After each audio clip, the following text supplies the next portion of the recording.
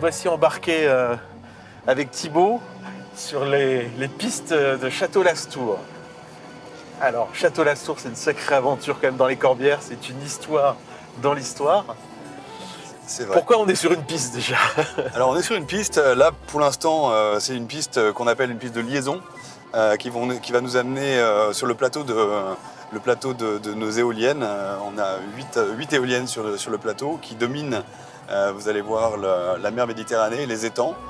Donc dans quelques secondes on devrait avoir un point de vue assez sympathique qui va nous permettre de comprendre la situation géographique de l'Astour dans les Corbières et dans la Narbonnaise. Pour mieux comprendre déjà l'origine de l'Astour, Oui. qui veut dire donc les tours en vieux français. Et on va reparler de l'historique certainement tout au long de notre périple. Et donc l'Astour effectivement est aussi connu, donc évidemment pour son vin, mais aussi connu pour l'histoire un peu plus récente qui remonte aux années 90 avec le passage du Dakar.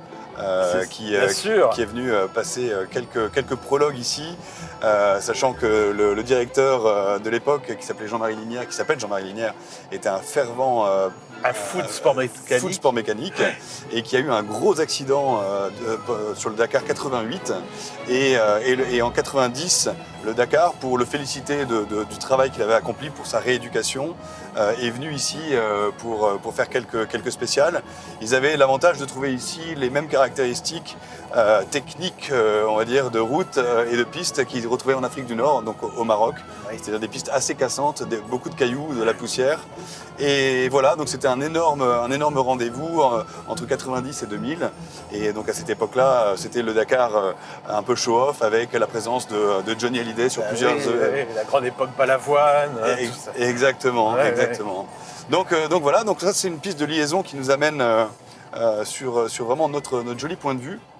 Pour qu'on se mette un peu en perspective, c'est combien d'hectares la superficie de...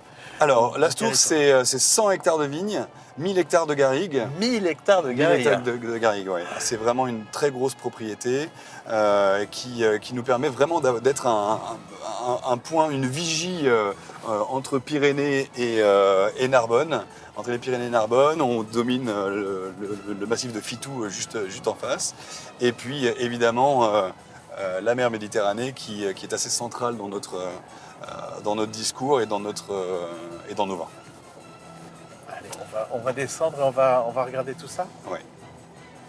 On a de la chance aujourd'hui, on n'a pas de vent. Et ça, c'est assez appréciable.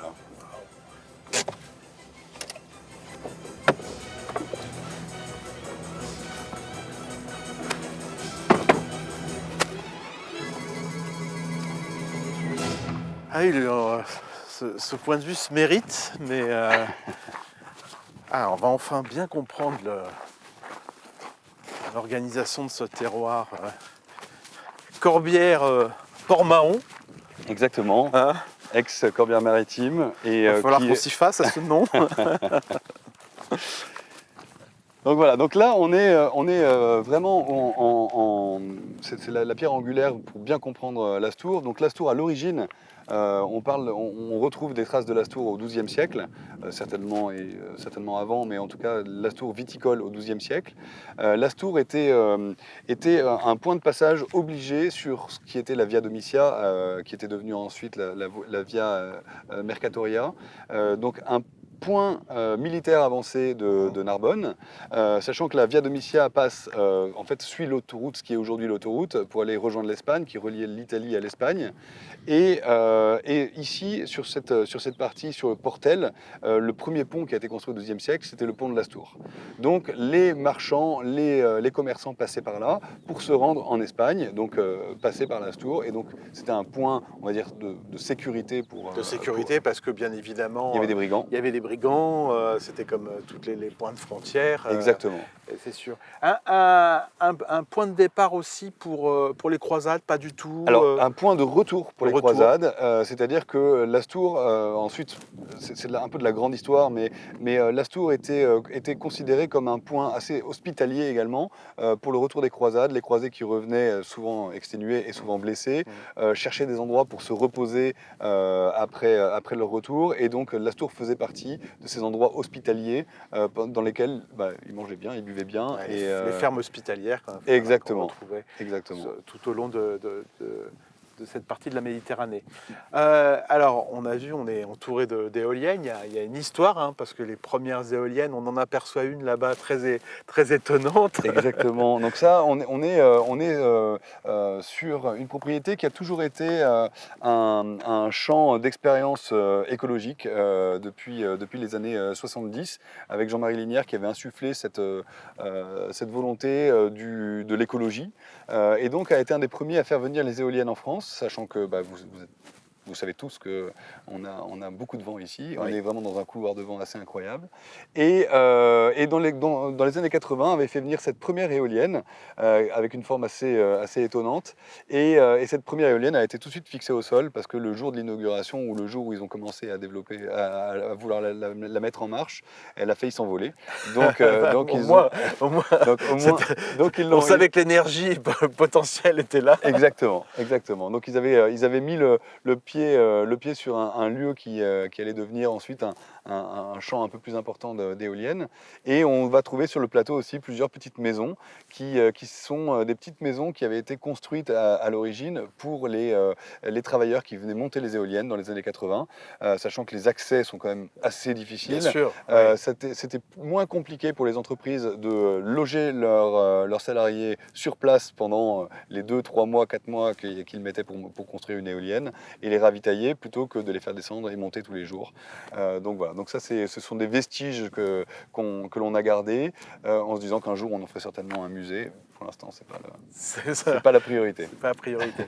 On regarde encore ce point de vue assez incroyable. On a une vue à 360 degrés qui est assez remarquable, avec donc l'Espagne à droite, le Canigou qui est notre point culminant qu'on voit en relief aujourd'hui, le point culminant de nos Pyrénées-Orientales. Donc derrière, c'est l'Espagne.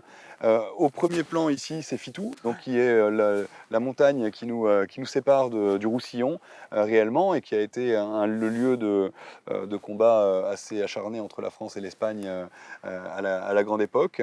Ensuite, quand on arrive sur la mer, on voit le Cat et la Franquie, qui sont aujourd'hui des villages d'une part magnifiques, des plages magnifiques, et connus mondialement pour le mondial du vent, les mondiaux du vent, bien sûr. donc avec des kitesurf, donc un haut lieu sportif. Quand on continue, on arrive à Port-la-Nouvelle, et Port-la-Nouvelle où commence cette fameuse plage de la Nouvelle, qui est assez unique en France, parce que sur 40 km, on a une plage vierge de toute construction, qui va quasiment jusqu'au Cap d'Agde, et voilà, qui est pour nous une grande fierté de biodiversité. Au premier plan, on voit les étangs. Donc les étangs qui ont été donc asséchés par l'homme pour faciliter la pêche et la culture du sel. On peut imaginer aisément la mer Méditerranée qui venait donc jusqu'à Narbonne, Narbonne étant un port. Fille est née de Rome et le premier port méditerranéen de commerce. Donc la mer venait jusqu'à Narbonne, entourait la Clappe qui est juste en face de nous, et ressortait du côté de Fleury, qui maintenant est l'embouchure de l'Aude.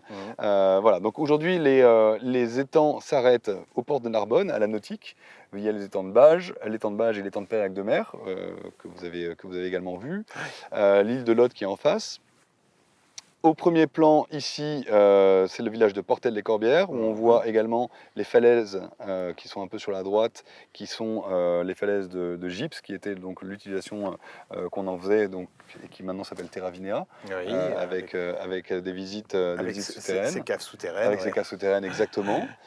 Donc Narbonne au fond, qu'on voit un petit peu dans la brume, et donc juste en dessous notre vignoble. Le vignoble, de l'Astour, centaines d'hectares. Donc alors l'Astour a eu plusieurs vies, on l'a commencé à l'évoquer. L'époque où il y avait cette particularité. Moi, je me souviens être venu ici, où j'ai vu travailler donc un CAT. Donc ça, c'était assez original aussi, cette volonté de mélanger aussi l'aide, cette image un peu, qui est un peu liée aux Corbières quand même, de partage et d'aide, une forme d'humanité qu'il y avait sur ce territoire, et que vous avez prolongé jusqu'à un certain temps. Exactement. Exactement. Donc en 2003, jusqu'à 2003, les propriétaires, c'était le le comité d'entreprise de la Société Marseillaise de Crédit, qui avait eu cette idée philanthropique de mettre un CAT à Lastours dans les années 60. Et en 2003, quand la famille Allard a racheté la propriété, les jeunes du CAT ont continué à travailler pendant quelques temps à Lastours. Et ensuite, Lastours s'est rendu compte assez rapidement que la rigueur qu'on cherchait à mettre dans les vignes, le travail acharné qu'on a commencé à ce moment-là, hein, qui était beaucoup d'arrachage et de replantation, ne correspondait plus vraiment à cette main-d'œuvre, et surtout les conditions qui devenaient de plus en plus rudes pour ces jeunes. Donc, en accord avec le CAT a décidé d'arrêter de travailler dans les vignes et de se consacrer à des travaux un peu plus là où on les connaît aujourd'hui, d'entretien d'espaces verts et de ménage d'entreprise.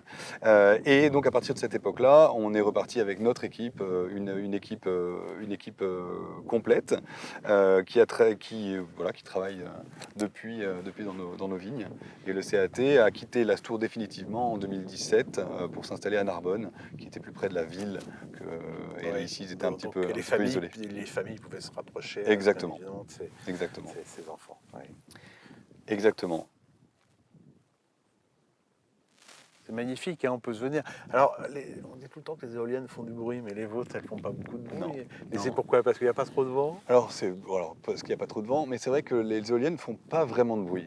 Ils ont fait énormément de progrès. On a souvent des ultrasons, mais qu'on n'entend pas nous, qui sont faits pour effrayer les oiseaux. On a la chance ici d'être un lieu de chasse de l'aigle de Bonelli. L'aigle de Bonelli, c'est un aigle qui a été réintroduit dans la Clappe dans les années 90. Donc la Clappe qui est juste en face, on va dire à 7-8 km à vol d'oiseau, peut-être 10. Soyons généreux. Oui. Et donc cet aigle a été réintroduit dans les années 90.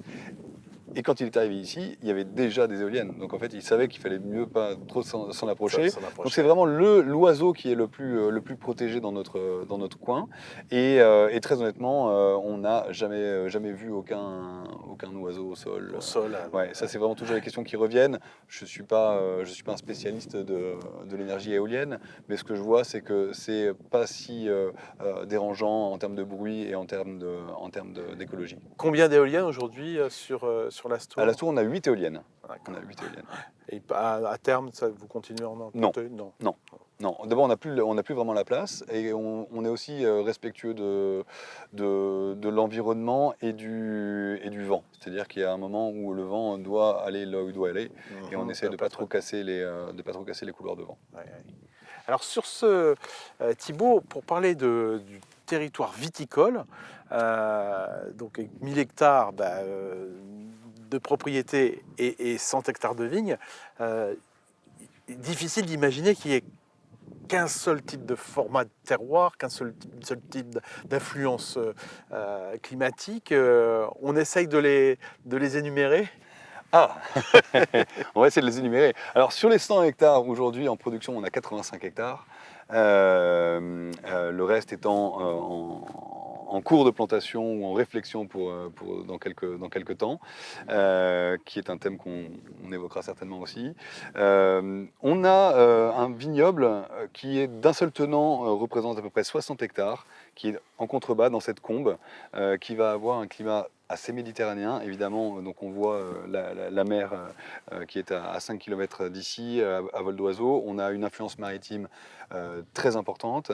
Notre vignoble est dans une combe, donc ça nous permet également d'être relativement protégé des épisodes de gel et de grêle dont on n'a pas souffert ces deux ou trois dernières années. Enfin, ça fait plus de 20 ans qu'on n'a pas eu d'épisode de gel à l'Astour.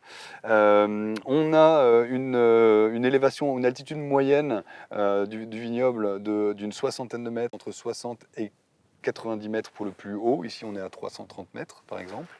C'est le point culminant? On est le point culminant de l'Astour, ouais. On a des sols assez variés. Alors évidemment, la grande partie, c'est des terrains argilo-calcaires. Oui. On a des sols avec plus d'argile que de calcaire, d'autres un peu plus de calcaire que d'argile. Donc chaque parcelle est assez différente de l'autre. Des traces de fer aussi, on voit, avec ces ocres Ouais. qui sont sur les argiles. Tout à fait. Puis on va le voir aussi bien en bas dans la faille du Viala, où on a une falaise naturelle avec justement cette couleur ocre qui est vraiment typique de cette activité volcanique d'il y a des millions d'années.